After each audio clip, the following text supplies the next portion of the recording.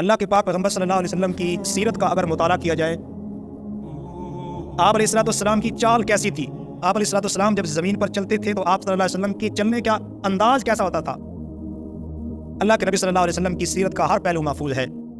آقا کا ہنسنا کیسا تھا، آقا کا کھانا پینا کیسا تھا، محبوب نبی کریم صلی اللہ علیہ وسلم کا چلنا پھرنا کیسا تھا، بول چال کیسی تھی، گفتار کیسی تھی، آپ علیہ السلام کا لین دین کیسا تھا، سیرت کا ہر پہلو محبوب کریم صلی اللہ علیہ وسلم کا محفوظ ہے۔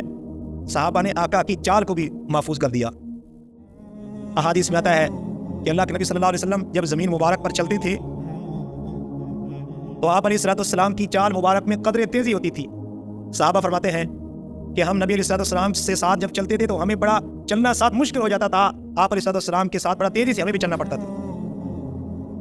اور محبوب آقا کریم صلی اللہ علیہ وسلم کی چال کی دوسری خصوصیت، دوسری صفت یہ تھی کہ آقا کریم صلی اللہ علیہ وسلم سر جھکا کے چلتے تھے، سینے کو اکڑا کر نہیں چلتے تھے، سر کو جھکا کے چلتے تھے۔ محدثین نے لکھا اللہ کے نبی صلی اللہ علیہ وسلم جب چلتے تھے تو گویا یوں لگتا تھا جیسے اوپر سے نیچے اتر رہے، اونچائی سے ڈھلوان کی طرف اللہ کے نبی صلی اللہ علیہ وسلم نیچے اتر رہے ہوں، اس قدر آقا کریم صلی اللہ علیہ وسلم عاجزی اور انکساری کے ساتھ اپنی چال کو رکھتے تھے، چلتے تھے۔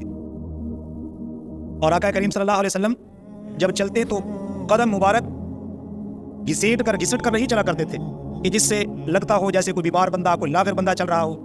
اللہ کے نبی صلی اللہ علیہ وسلم کی چال مبارک ایسی نہیں تھی۔ آپ علیہ السلام جب قدم مبارک اٹھاتے تھے تو خوب جما کر قدم رکھا کرتے تھے۔